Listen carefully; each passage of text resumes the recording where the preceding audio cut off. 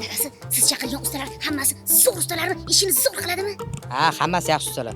Yaxshi usta bo'lsa bo'ldi, chunki bu tomondan ham, u tomondan baland qilib, mustahkam qilib devor qilish kerak. Hali qarab turing, kichkina domimizni katta hovliga aylantirib boramiz.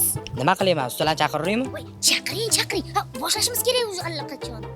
Hormanglar qo'shnilar, bu gapinglarni eshitib qoldim. Katta qurilish boshlab yubordinglar shekilli, ha? Ya, hovlilar kengagani yaxshi, men qarshi emasman. Faqat bu hamma joyi devor bilan o'rab olsanglar, skoriy qayerdan kiradi, pojarniy qayerdan kiradi? Shularni ham o'ylayapsizlarmi? Ya, odamlarga o'z o'tishga joy qoldirmadinglar. Voy, bir ham aqllisiz, menga qarang, boring, yo'lingizdan qolmang. Agarchi qo'lingizdan kelsa, siz ham domingiz oldiga qo'shimcha uylar qurib oling. Qo'lingizdan kelmaydi-da, bizani ko'ra olmaysiz. Boring, yo'lingizdan qolmang. Tavba, yerga to'ymas ekansizlar-da. Adasi, sizchi bunaqa qo'shnilarning gapiga umuman e'tibor bermang. O'zichi ketdimi? Shu qo'shni bizani umuman ko'ra olmaydi. Chaqiring ustalaringiz, tez kelsin, tez bitirib ketsin. Agarchi kimdir kelib buziydigan bo'lsa, mana men chiqaman oldiga. O'zim bitta to'polon qilaman, hammasi ketib boradi. Toshkent viloyati Yangiyo'l tumanida ko'p qavatli uylar atrofini o'zboshimchalik bilan egallaganlar aniqlandi.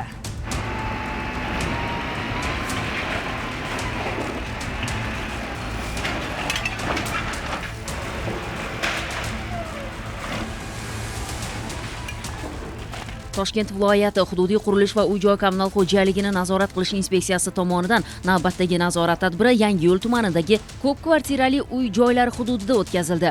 Monitoring jarayonida ko'p qavatli uylar atrofidagi umumiy foydalanish uchun mo'ljallangan yer maydonlaridan belgilangan tartibga zid ravishda foydalanish, hududlarni o'zboshimchalik bilan egallab olish, turli xil to'siqlar, noqonuniy qurilmalar va qo'shimcha inshootlar barpo etish holatlariga alohida e'tibor berildi.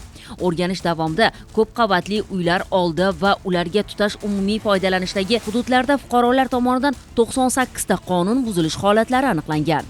Xususan, ayrim xonadon egalari tomonidan ko'p kvartirali uylarning umumiy foydalanish hududlariga tegishli bo'lgan maydonlarning bir qismi o'zboshimchalik bilan egallab olinishi, mazkur hududlarda turli xil qo'shimcha qurilmalar va inshootlarni o'rnatish, shuningdek, hududni boshqa fuqarolarning foydalanishiga to'sqinlik qiluvchi to'siqlar bilan chegaralash holatlariga yo'l qo'yilgan. Aniqlangan qonun buzilish holatlarining har biri bo'yicha mas'ullarga va mulkdorlarga amaldagi qonunchilik talablari tushuntirilib, mavjud kamchiliklarni bartaraf etish yuzasidan majburiy ko'rsatmalar berildi.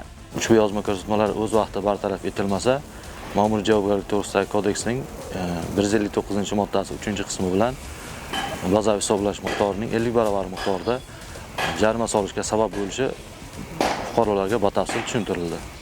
Yashab turgan uyingizda qo'shimcha xonadonlar qo'shish, qurilishlar qilish bu yaxshi albatta, biroq har bir g'ishtni qo'yishdan avval bu harakatlar qonuniy ekanligiga ishonch hosil qiling.